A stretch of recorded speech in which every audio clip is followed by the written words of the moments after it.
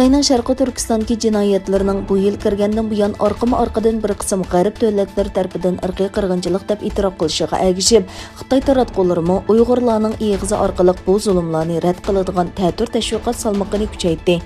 Amerika Birleşme Agentligi 20 may e'lon qilgan xabarida Xitoy ishlab tarqatgan sillarda so'zlagan Uyg'urlarning o'z ixtiyorligi bilan so'zlamaganligini o'tirg'a qo'yib, Xitoyning bu yolg'on tashviqotini bosh qildi. Xabarda aytilishicha, Birleşme Agentligi bu yil 1-oyda Qarmay shahridagi barqaysi hukumat tarmoqlariga tarqatilgan bir uqtirishga erishgan bo'lib, uningda yuqori darajali boshqaruvchilar har qaysi tarmoqlardan Xitoy tilida ravon so'zlaydigan Uyg'urlarni birni tepib, 1 minutlik bir film ishlab, Amerikaning sobiq tashqi ishlar ministri Mike Pompeoning Xitoyga qarshi so'zlariga raddiya berishini talab qilgan. Bu uqtirishda mundaq yozilgan: Pompeoning so'zi haqida aniq ifoda bildirish kerak. Masalan, men Pompeoning Xitoyga qarshi so'zlariga qat'iy qarshi turman. Men bu so'zlardan intayin g'azablandim. Partiya, davlat va Shinjonga bo'lgan muhabbat ifodalanishi kerak. Birlashma agentlikning xabarida mundaq deyilgan: Gerçi Sharqi Turkistonda hukumatning tashviqotini qilgan Uyg'urlarni tepish mumkin bo'lsa-mu, lekin Sharqi Turkistonning kishilik huquq xotirasi sababli nurg'un mutaxassislar bu sunlar zo'rlik bilan ishlangan bo'lishi mumkin deb qaradi.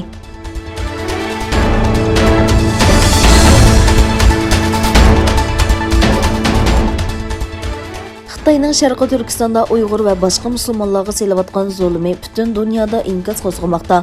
Gollandiyaning 4 sug'urta shirkiti Sharqi Turkiston rayonidagi kishilik huquq tafsandachiligiga chetishli Xitoy shirkatlariga mablag' selishni to'xtatadiganligini e'lon qildi. Gollandiya matbuotlarida e'lon qilingan xabarga qaraganda, Gollandiyadagi 4 cho'ng kutinish fondi Xitoyning Uyg'urlarga qaratilgan kishilik huquq tafsandachiligi bilan munosabatlik deb qaralgan Xitoy shirkatlariga solgan mablag'ini to'xtatishni qaror qildi. Xabarda mablag'ning taxminan 115 million yevro ekanligi bayon qilingan bo'lib, Xitoyning shirkatlarga solgan mablag'ini azaytgan ommaviy xizmatchilar fondi ABF Yevropadagi eng cho'ng kutinish fondi va dunyodagi 5-cho'ng kutinish fondi ekan.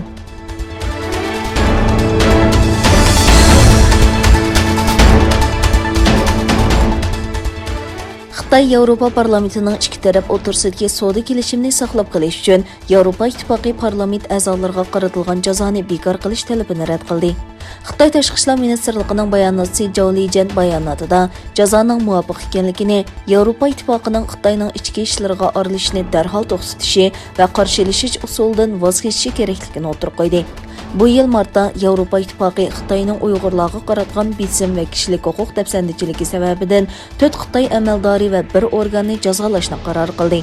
Xitoy buningdan o'ch yilib Yavropa İttipaqining 5 parlament a'zosi qatorliq 10 kishiga va Yavropa parlamenti kishilik huquq tarmoq komiteti qatorliq 4 organga jazo yurgizganligini e'lon qildi.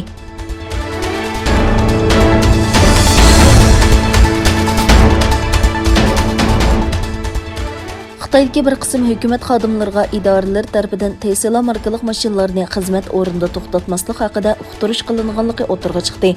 Bu temaning sezgirligi sababidan ismining oshkorlanishini xohlamagan ikki amaldor Reuters agentligiga bu buyruqning kelish sababining mashina kamera va qubullag'ichning borligini o'rintilganligi ekanligini aytgan.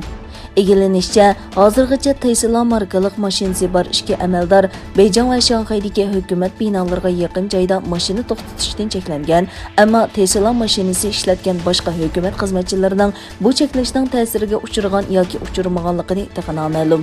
Tesla mashinalarining o'tgan yil martda Xitoydagi harbiy lagerlarga kirishiga ruxsat qilinmagan.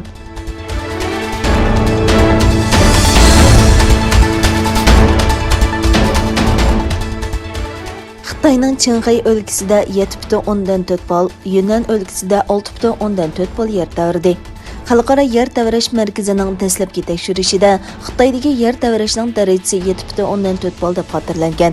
Yana bir tarafdan Xitoyning g'arbiy janubidagi Yunnan o'lkasining Dali shahrida 1 soatda uda 3 qatim tәврىدى. Egilenishicha, bu 3 qatimliq tәврәнishning darajasi 4,2, 5,6 va 6,4 bal ekan. Xitoy taratqularının xabar qilishicha, dastlabki aniqlashlarga qaraganda yer tәврәшdə 2 odam qazo qilgan, 9 odam yaralangan.